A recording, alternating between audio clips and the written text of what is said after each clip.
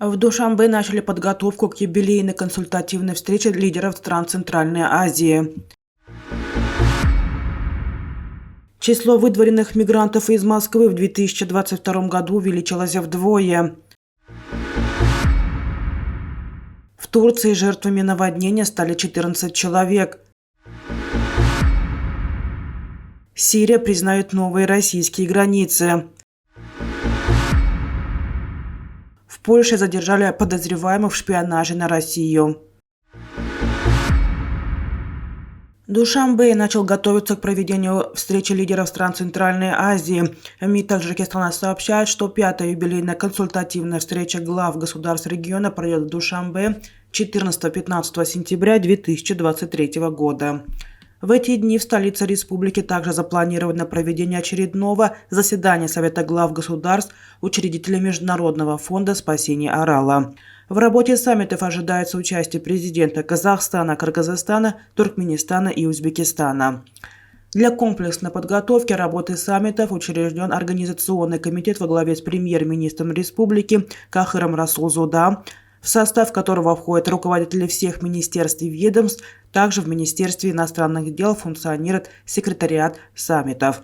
Ожидается, что по итогам пятой консультативной встречи будет принят ряд важных документов, главным из которых станет совместное заявление глав государств Центральной Азии. В 2022 году число выдворенных незаконных мигрантов увеличилось вдвое по сравнению с годом ранее. Об этом заявил начальник Главного управления МВД России по Москве Олег Баранов. Значимым для столицы остается вопрос противодействия нелегальной миграции. В отчетном периоде более чем в 2 раза увеличилось количество вынесенных судебными органами решений о выдворении иностранных граждан и лиц без гражданства за пределы Российской Федерации, сказал он в среду, выступая с отчетом в Мосгордуме, передает Интерфакс. Он отметил, что с миграционного учета в связи с выявлением фактов фиктивной постановки снято 396 тысяч иностранцев, что на 45% больше, чем в 2021 году. По его словам, важным вопросом является и незаконное использование в Москве иностранной рабочей силы. Так, в прошлом году выявлено 7,5 тысяч случаев незаконного осуществления трудовой деятельности и более 9,5 тысяч фактов нарушения привлечения к трудовой деятельности иностранных граждан в Российской Федерации. Возбуждено 106 уголовных дел по статье 322 Уголовного кодекса Российской Федерации «Организация незаконной миграции», сказал Баранов. В Турции жертвами наводнения стали 14 человек, еще 5 человек числятся пропавшими без вести, сообщает Хабар Турк. Министр внутренних дел Сулейман Сойлу, находящийся в регионе, сообщил, что 12 человек погибли в Шанлаурфе и 2 человека в Адыямане. Поиски 5 человек продолжаются. Мы продолжим поиски до утра. Также началась работа по оценке ущерба, заявил Сойлу. По данным Меморлар.нет, за 2 дня в Шанлаурфе осадков выпало почти вдвое выше суточной нормы. Ситуация осложняется еще и тем, что район имеет стратегическое значение с точки зрения сельского хозяйства. Сейчас силы брошены на то, чтобы минимизировать ущерб сельхозпроизводству. Сирия признает новые российские границы. Об этом заявил в интервью РИА Новости президент Сирии Башар Асад. Конечно, я говорю, что это российские территории, и даже если бы не случилась война, это исторически российские территории, сказал Асад. Так он ответил на вопрос, признает ли Сирия новые российские границы. Асад в интервью не уточнял о признании каких именно регионов он говорит, но он напомнил, что Дамаск ранее признал независимость регионов еще до их присоединения России. Летом Дамаск признал ДНР и ЛНР независимыми республиками.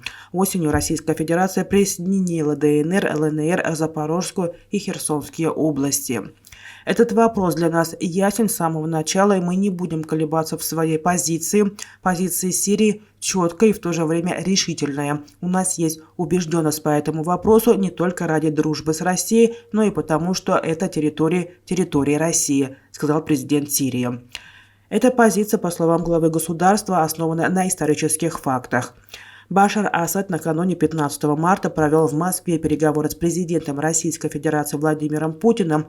Он прибыл в Россию впервые с начала российских военных действий в Украине. В Польше задержана группа иностранных граждан, которые подозреваются в шпионаже на российские спецслужбы. Первой об аресте сообщила польская радиостанция РМФ-ФМ. По ее сведениям, в группу входили 6 человек. Согласно публикации, эти люди установили скрытые камеры на транспортных узлах, которые используются для доставки западной помощи Украине. Кроме того, как пишет РМФ-ФМ, группа задержанных намеревалась организовать диверсии. Радиостанция не уточняет, гражданами какой или каких стран были задержаны, однако по данным публикации все 6 иностранцы из-за восточной границы Польши, которые работали на российские спецслужбы. Подозреваемые были арестованы после того, как польские власти обнаружили скрытые камеры на важных железнодорожных узлах. Они регистрировали движение поездов и передавали данные в интернет. По сведениям журналистов, были установлены десятки таких камер. Речь идет в основном об участках железнодорожных путей в Подкарпатском воеводстве, в том числе в окрестностях аэропорта Ясенко около Жешуфа. Это главный логистический пункт западного вооружения и боеприпасов для Украины, сказано в сообщении РМФ-ФМ. Аэропорт считается настолько важным, что армия США разместила для его охраны установки ПВО «Патриот». Именно сюда недавно прилетел из Вашингтона президент США Джо Байден, который затем отправился с визитом в Киев.